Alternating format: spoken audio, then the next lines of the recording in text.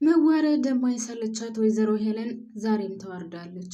ቤሉል ለሌላ ጉዳይ ወደ ክላሷ ሲገባ ወይም መሲ ያስቀመጠችውን ፋይል ወደት እንደወደቀ ስለማያውቁ ወይም እዛ ክላስ ውስጥ ገብቶ ማን እንዳነሳው ለማወቅ ወደ ወይዘሮ ሄለን ክላስ ሲገባ እሷ ተደብቃ እያወራች ነበር። ያንን ነገር በደንብ ባይረዳውም ሰው ማግኘት እንደፈለገች እና ችግር ውስጥ እንደገባች ገብቶታል። ወይዘሮ ሄለን እየሮጠች ስትሄድ ተከትሏታል። እናም ከቴድ ጋር ስታወራ ወይም ደግሞ ከቴድ ጋር እዛ አካባቢ ቁማ ስታወራ እሱ ያሰበው በሌላ ነገር ነው። ነገር ግን እነሱ አንድ ላይ ሆነው ምን እየሄዱለት እንደሆነ ጭራሽ አልገባውም። ሲያወሩም አልሰማም። ወይዘሮ ሄለንም ስታወራ ቤቷ ውስጥ ሆና ምን እንዳወራች በጭራሽ አልገባውም። እሱ ያሰበው በአባቱ ላይ ወይም ደግሞ አባቱ ያን ያክል ብዙ ጊዜ ሳይሆነው ሌላ ወንድ እያዋራች ነው የመሰለው። ከዚህ በፊትም ካስታወሳችሁ ናሁም ማለት ያፊት እነዚህ ሁለቱ ሰዎች የሆነ ግንኙነት አለው። ይልቅንስ ብትነቃ ይሻልሃል ብሎት ነበር እና ያንን ነገር ስለሚያቀም ሲቀጥል ደግሞ አብሯቸው ከአንድም 2 ጊዜ 3 ጊዜ ስላያቸው እሱ የመሰለው ሌላ ነገር ግንኙነት ያላቸው ወይም ሁለቱ አብረው የሚወጡ የሚገቡ የመሰለው በሌላ ጉዳይ እንጂ እነሱ ውስጡን ምን ያክል ሰውን እየጎዱ እንደሆነና ምን ያክል ሰውን እየጎዱ እንደሆነ የሚያውቀው ነገር የለም። ሰላም የኔ ምርጦች እንዴት ናችሁልኝ? ሰላም ናችሁ ወይ? በያላችሁበት ሰላማችሁ ዘዝት ትርፍርፍ ይበልልኝ። ወደ ቻናሌ ስለመጣችሁ ከልብ አመሰግናለሁ። አዲስ የሆናችሁ ካላችሁ ደግሞ ላይክ እና ሰብስክራይብ ማድረጋችሁን አትርሱ። ነባር ቤተሰቦች ቪዲዮውን ላይክ በማድረግ እስከ ቪዲዮ ፍጻሜ ድረስ አብራችሁን ቆዩ። አሁን ሳስበው እያደረገ ያለው አዶናይ በጣም መልካም ነገር ይመስለኛል። በኤልሹ ዙሪያ ጆ እወዳታለሁ ስላለው እኔን እወዳለሁ ብላኛል ነበር ስማኝሳን ነበር ብሎ በስለሷ ማሰብ እየጀመረ ነው። አሁን ሳስበው እኔ ቤተሰብ አዶናይ ወደ ኤልሹ መመለሱ የማይቀር ነው። በዛ ላይ ደግሞ እሷ ትወደዋለች። በነገራችን ላይ ጆንም ትወደዋለች። ሁለቱንም ትወዳቸዋለች፣ አጠላቸውም። ኤልሹ አሁንም እያደረገች ያለችው ነገር ስህተት እንደሆነ ሊገባት አልቻለም። ኑኑን ልብስ አምጪ ብትላት እምቢ ስትላት እሷ ማንንም ሳትፈራ ወይም ደግሞ የራሱ ጉዳይ እኔ የምፈልገውን ነገር ለማድረግ ወደኋላ አልልም ብላ ሄዳ ልብሱን አምጥታ ከቤት ወጥታለች። አንዳንድ ጊዜ በዚህ እድሜ ሲሆን ወይም ስንሆን የምናደርገውን ነገር አናቅም። አሁንም ኑኑ እያደረገች ያለችውን ነገር በጭራሽ ልታውቅ አልቻለችም። ራሷን እንደሚጎዳትና ሌላው ቀርቶ በህይወታችን ትልቁ ነገር አንድ ሰው ያው አሁን በእኛ ሀገር ሁኔታ ስናየው ምናምን የተማረ ሰው ያን ያክል ብዙም የሚጠቀም ስላልሆነ ነው እንጂ በየትኛውም ዓለም ብንሄድ ያው የተማረ የትም ወድቆ አይወድቅም።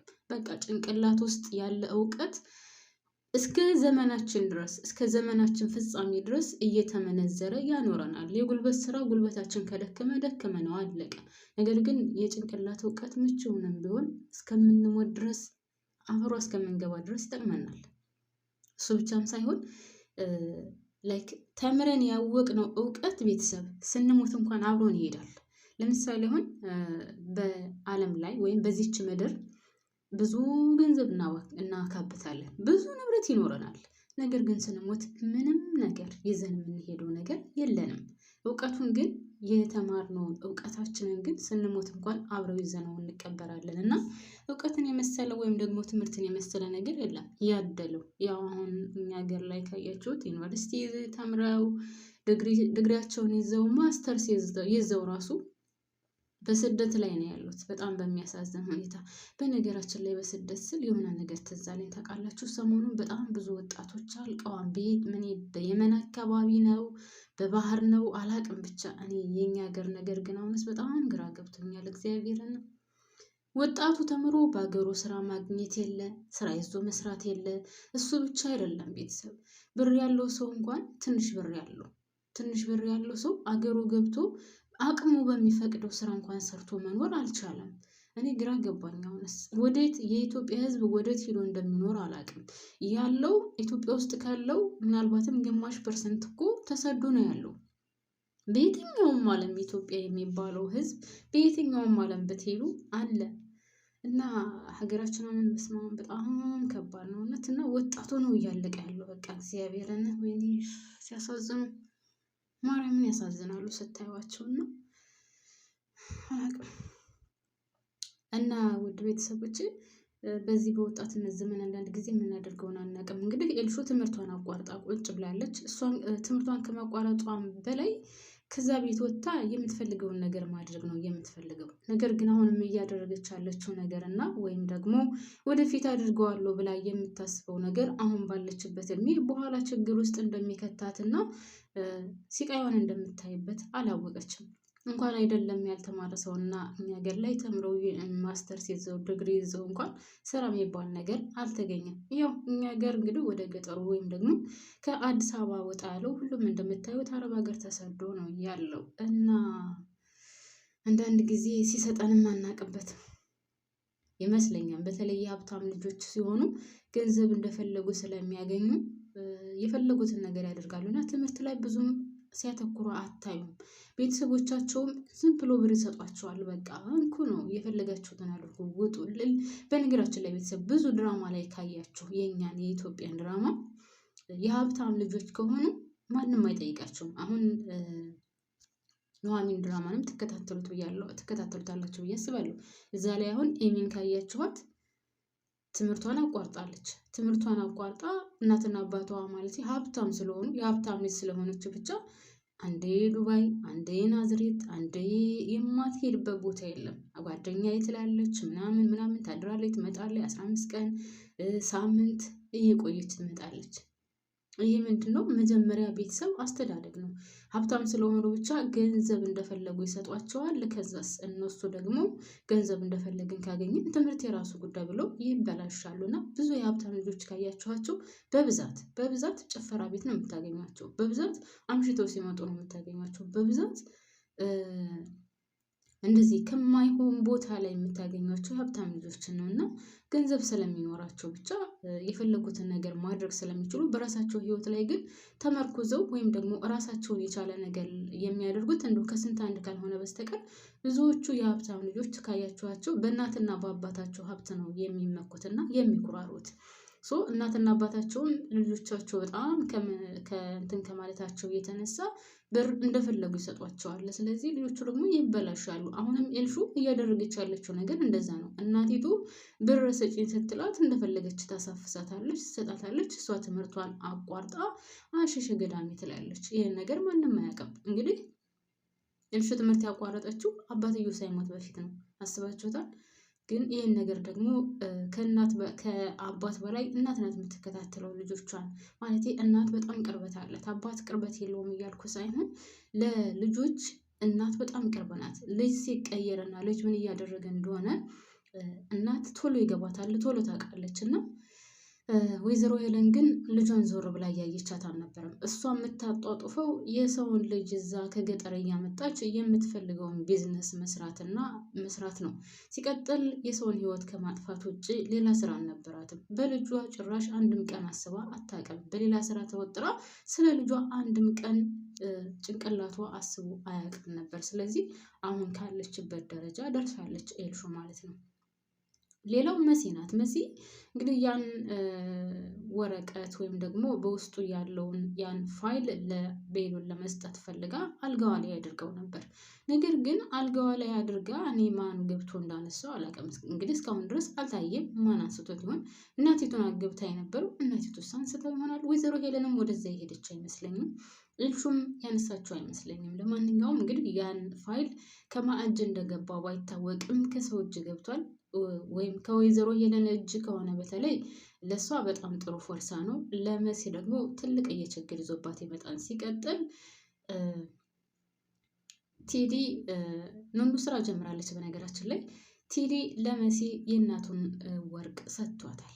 ይህን ወርቅ የምሰጣት ሴት የማገባት ሴት መሆን አለባት ብሏት ነበር ከዚህ በፊት። እንግዲህ ያንን ወርቅ ወይም ደግሞ ጌጥ ሰጥቷታል። መሲ ደግሞ ግራ ተጋብታለች። ፋይሉ ጠፍቶባት ግራ በተጋባችበት ሰዓት ነበር ኑኑ አምጥታ ይህን ስጦታ ቴዲ ሰጥቶሻል ብላ የሰጠቻት። እሷም ትንሽ ካሰቦች በኋላ ላገኘው አላገኘው ብላ አስባ ያው እንግዲህ እንድታገኘው አድርጋለች ማለት ነው። ግን አላገኘችውም። እየጠበቀችው ነበረ። እሱ ከሄሉ ጋር አሽሸ ገዳሚ እያለላን ነበር። አቦ ቤሉል ግን እግዚአብሔርን ተመቸኝ። ጌታም በጣም የተመቸኝ እንደዛ ሲወቅሰው በጣም የተመቸኝ ደግ አደረገ። ምን እያደረጉ እንደሆነ ባይገባውም ነገር ግን እሷ ያው እየባለገች ነው የመሰለው። ቤሉል አሁን የመሰለው እየባለገች እንጂ ሌላ ስራ እየጎነጎነች እንደሆነ በጭራሽ አልገባውም። ያም ሆነ እየተከታተላት ስለነበረ ካለችበት ቦታ ድረስ ወይም ከተገናኙበት ቦታ ድረስ አቤት ቴዲ ራሱ ክው ነው ያለው እናንተ። ሄለንማ ከኋላዋ ስለነበረ ቆሞ የነበረው አላየችውም ምን የተፈጠረው እያለች ባይማ ታዋራዋለች። ቴዲ ግን ባለበት ነበር ድርቅ ብሎ የቀረውና ያደርቀው። እኔ ምንም አይመቸኝም በነገራችን ላይ የሆነ ድርቅ ያለ ቋንጣ ሲያስጠላ ስማ እንደምን አደረገኝ ግን ነገር ስራ ያስጠላል። መሲ ይወዳታል ኦኬ፣ ግን አሁን ለመሲ ጥሩ አይደለም።